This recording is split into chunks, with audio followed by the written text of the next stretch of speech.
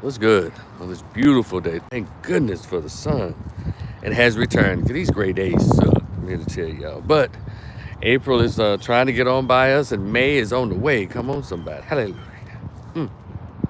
But look, I was kind of taking my time before I went to this particular topic. And by the way, like, share, and subscribe. Thank you, those of you who are subscribing.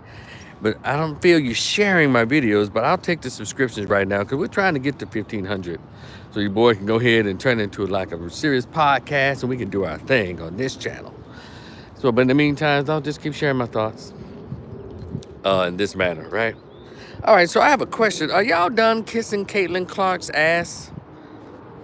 And I'm going to take my time with this one. Because I'm not a huge sports fan. I'm not into sports like that, blah, blah, blah, blah. But I am an observer of behavior.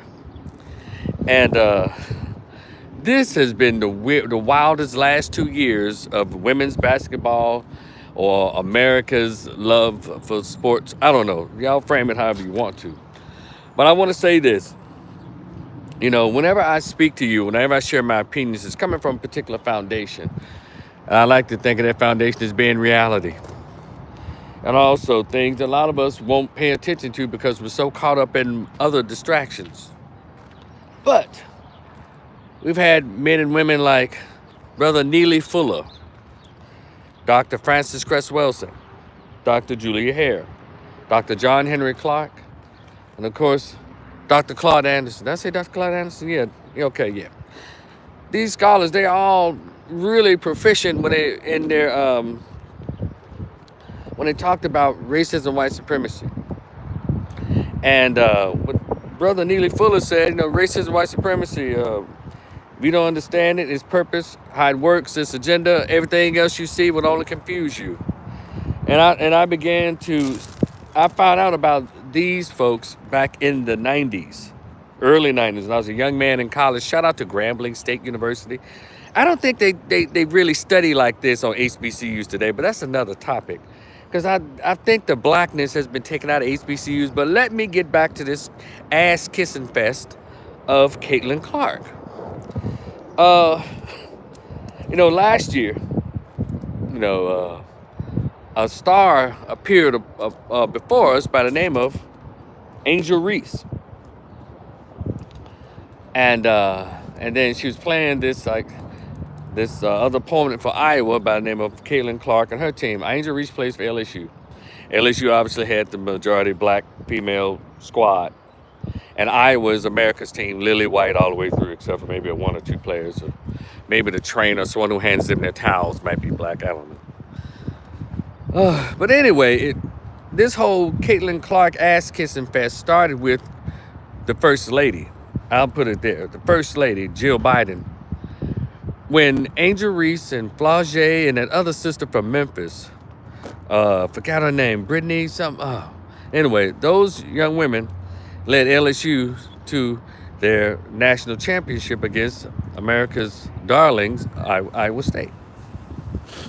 And so, all right, and every year whenever there's a national championship, the winners are invited to the White House. Okay, LSU won. On that way, and all of a sudden, Jill Biden couldn't hide who she really is. Girl, I guess you have to know who she is. She's married to Joe Biden. They're gonna put y'all back in chains. But you don't know to vote for me or Trump. You ain't black. Well, that's her husband. Or her caregiver or nurse. His caregiver or nurse. The way he's being led around here. Bo. Yeah. Anyway, if he can remember any damn thing. But yeah, Jill Biden thought it was a great idea to say, you know, they both played a great game. What they do to that, Jill Biden? The losers aren't supposed to be invited to the White House when the winners have won. You know, the people have won. But she tried to make that a new thing. You know, everyone gets a first place ribbon. You know, no team left behind. Jill Biden tried to do that. And so then, thank goodness for social media, because regular media, or so-called established traditional media on television, they didn't want to cover it. So I appreciate social media in so many ways. It's a blessing and a curse. And it gives voice to the voiceless. So I think she tried to make amends, but Angel Reese was like, "No, nah, forget all that. How you gonna invite them?" And we won. So that was the beginning of the Caitlin Clark ass kissing fest. And of course, all the white sports writers and the Negro males, some of those so-called sports analysts that were black and that are black and a lot and it's females too, because they're all on these first Fox Sports 1 and ESPN and all this kind of mess. They're in on the Caitlin Clark ass kissing fest.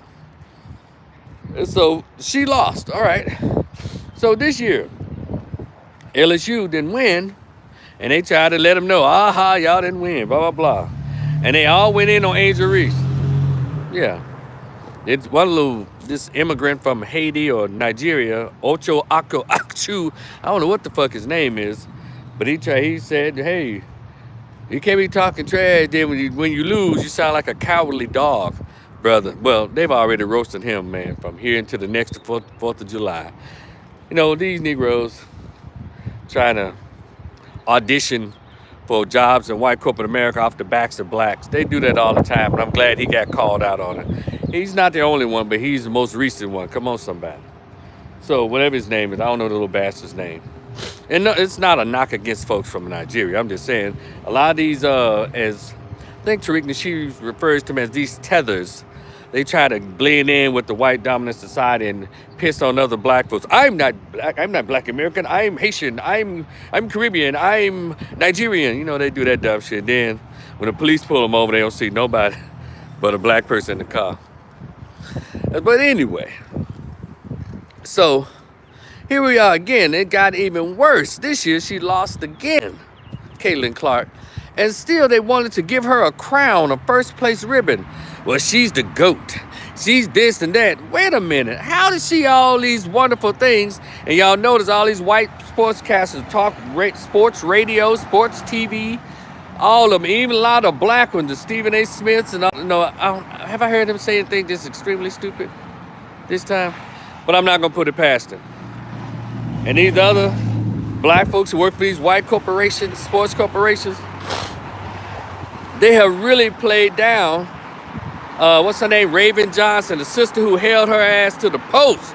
I'm not even into sports, but I observe behavior.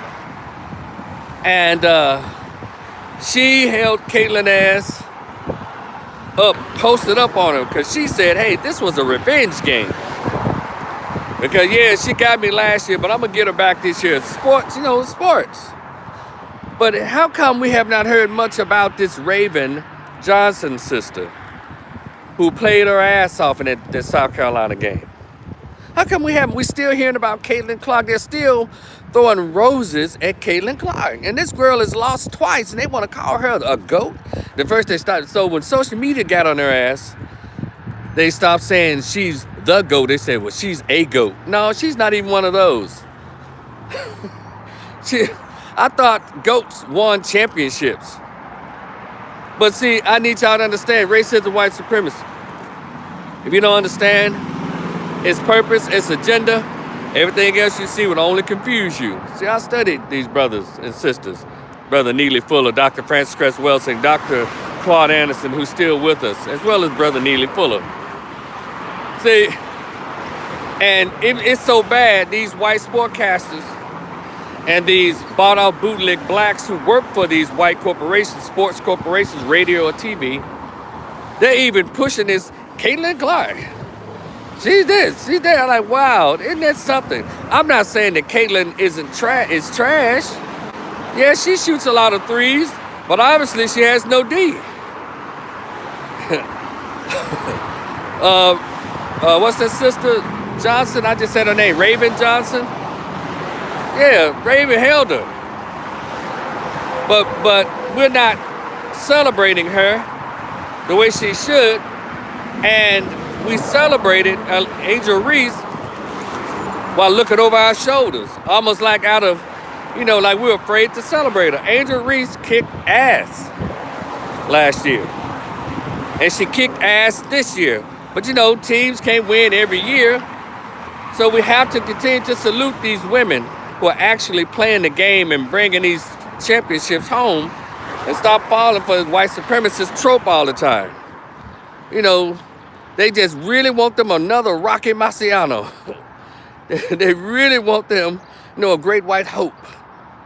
And so they're taking this girl who's essentially a loser and trying to give her GOAT status. Where?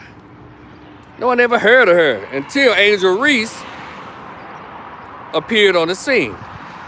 Let me tell y'all something. I don't even watch women's sports. Well, maybe a little volleyball here and there. That's love the way those girls smash that ball over the net. But other than that, no one's really paying attention to women's college basketball until Angel Reese and the LSU Lady Tigers brought it to the forefront. And again, sisters. We're always trying to downplay the significance of the contribution that African Americans have made in this country and continue to make. They always try to stick, well, what about this person? No, it's not what about. Caitlin Clark is good at playing basketball. She's good at shooting the threes, but I guess those threes weren't enough when somebody's playing defense on your ass. And shout out to Raven Johnson again. I think that's the sister's name. And we should use our platforms to continue to uplift this sister, because mainstream media is not going to do it.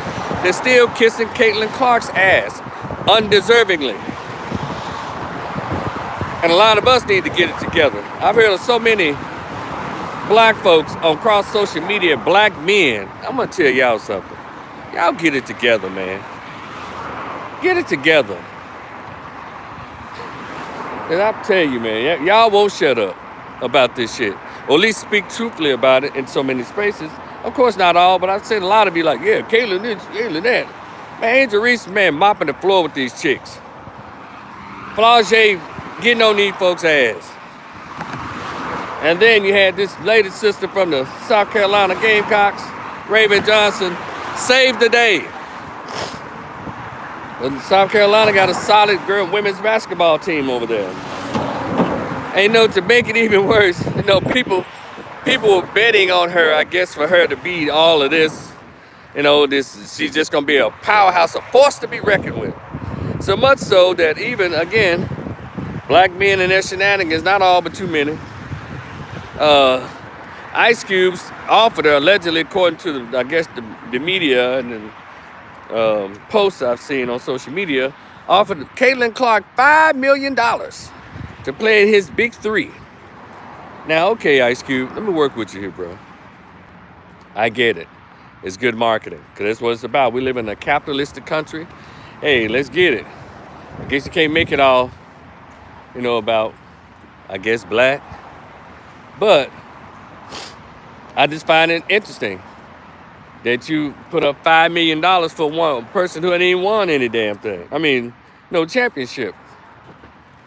So you gonna offer Angel Reese $5 million, brother? Because we're, if not more, excited about Angel Reese. That's all.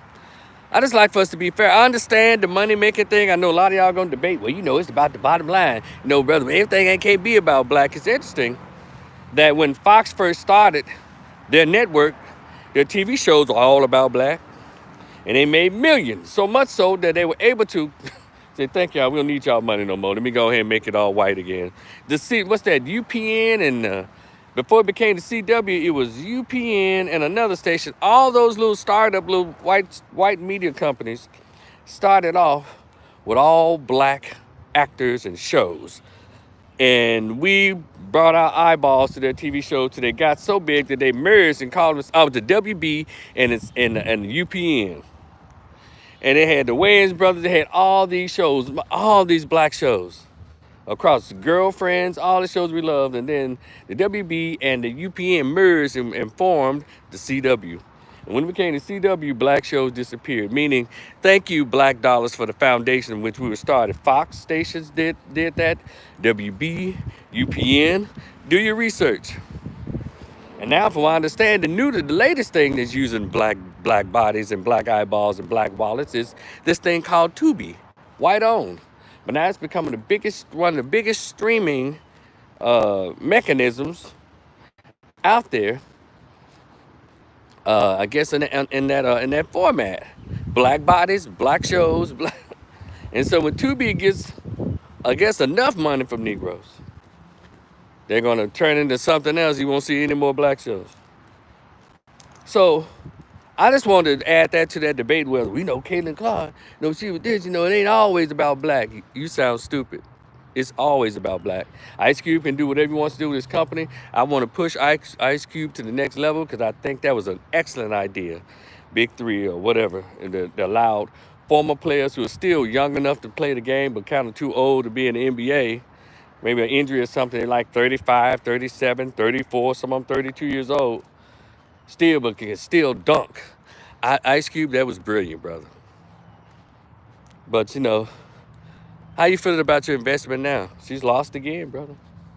So I guess you're trying to, as they say, diversify your interests, like try to get some white eyeballs in there.